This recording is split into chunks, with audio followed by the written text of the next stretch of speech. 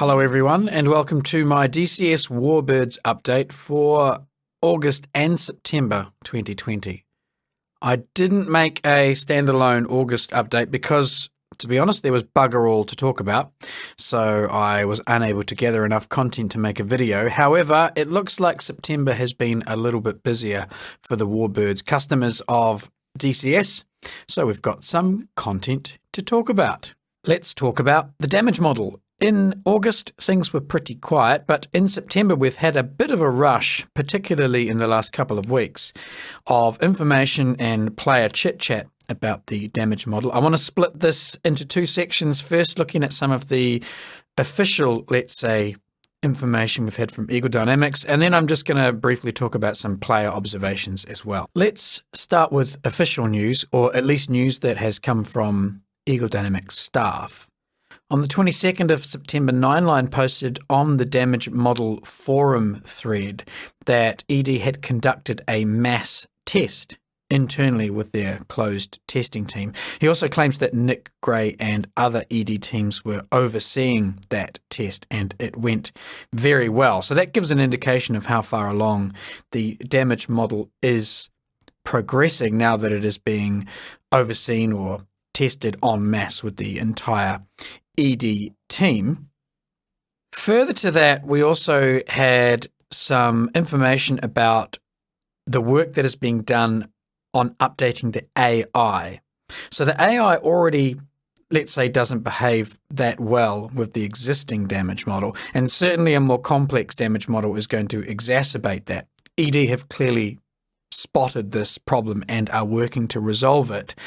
Nineline mentions that they are making adjustments to the AI interactions with respect to how they behave when they get jumped, when they get shot at, if they need to bail out, how they ditch, and other various effects of damage on the AI. I'm particularly interested in this concept of ditching.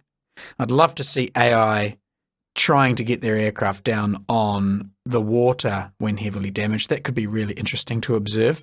Something that's not common in a lot of titles, as far as I can recall. Secondly, he also mentions that work is being done on the gunners in the bombers to make them more realistic. This is excellent to hear, something that a lot of people have been crying out for a long time. So I really look forward to seeing more realistic behavior from the AI bomber gunners. The next comment from Nineline is just a couple of days old now. Someone asks whether the DCS damage model would be close to or better than the IL2 damage model, specifically with reference to being able to differentiate between leaking fuel, oil, or coolant. Now, my understanding is that we already can differentiate visually between those things. I've got plenty of video examples of seeing what looks like glycol clouds versus black smoke versus thin lines of oil coming out of different aircraft as it stands already. So I'm not quite sure why this player mentions those things specifically, because my understanding is that most of that is already visually obvious. However, the important thing here is Nineline's response is that he says they believe it will be better. Very, very difficult to measure that or put any kind of tangible parameters around that word better. But it's good to see that they are using the IL2 kind of damage model as a benchmark of sorts and aiming to improve on it. And I think everyone who's producing a product where there is competition should always be looking to produce something that improves on the competition. That just makes perfect economic sense to me. Finally, we have a little note from Nineline on the Eagle Dynamics World War II Discord section. And Nineline says that there will be an update provided in the newsletter for this week. So that will be the first newsletter of October. This video will be about 1.5 days, maybe 2 days old by the time that newsletter is released. So look out for the newsletter at the start of October. Let's now talk about some of the player observations of the damage model based on what we already see, at least in the open beta. I've got some video and some screenshots just running in the background from stuff I've seen whilst flying in the current iteration of DCS. And I think that if you loaded up DCS from 2 years ago and compared it to now, you would see quite a substantial difference in the way damage is at least being visualized. How much changes have already happened under the hood is hard to say. iFox Romeo put a post up on the damage model thread on the ED forums, listing a few things that he thinks have been added to the damage model in the last couple of years, or at least in the last few months. I'll run that across the screen now. There is some debate in the player base about how much of this stuff is actually old and how much of it is new, but I think there is a general consensus that things have already started changing. This here is a post from 0303, which was on the Spitfire section of the forums.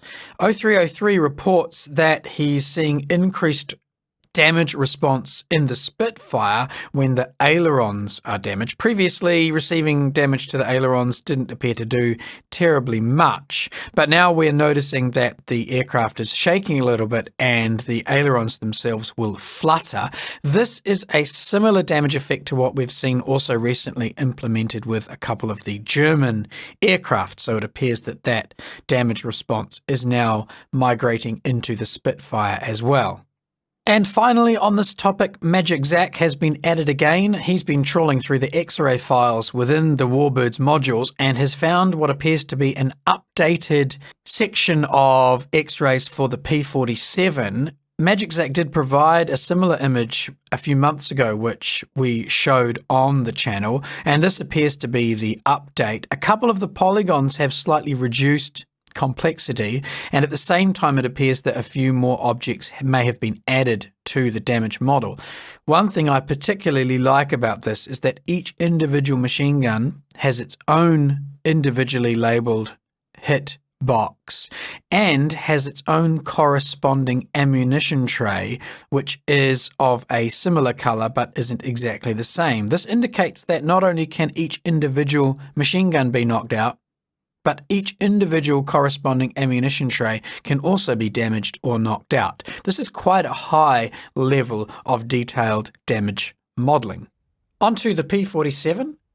In the open beta update right at the end of September, there were some pretty significant changes to the P-47. There are now 3 sub-variants of the P-47D which have been added in total. These are the 3 variants in front of you, and at first glance they look very similar. In the background is the D30 early variant, which is what ED are calling it. In the middle is the D30 variant, and close up to the camera in the foreground is the D40 variant. The main visual difference that you can probably see already is the dorsal fin. The D30 early at the back does not have the dorsal fin behind the aerial leading up to the tailplane, whereas the D30 and the D40 both do have that dorsal fin. That fin provided added stability to the aircraft because it was noticed that the aircraft was rather unstable or not as stable as desirable. There are some weapons differences between the two aircraft. The 30 early and the 30 do not carry the M8 rocket tubes and the rockets, whereas the D40 is capable of carrying those rockets.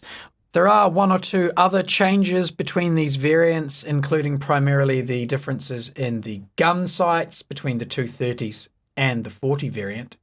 I won't be providing a full list of all the differences, however, in this video, and if you want to read up a little bit more, I suggest jumping on the forums or the Eagle Dynamics World War II section of their Discord. Here you can see a P-47 D40 armed with the M8 rocket tubes and the M8 rockets. This aircraft is also sporting the new livery that has been added to the P-47 module, and that's the 61 Squadron dark green and grey mottled camouflage you see here.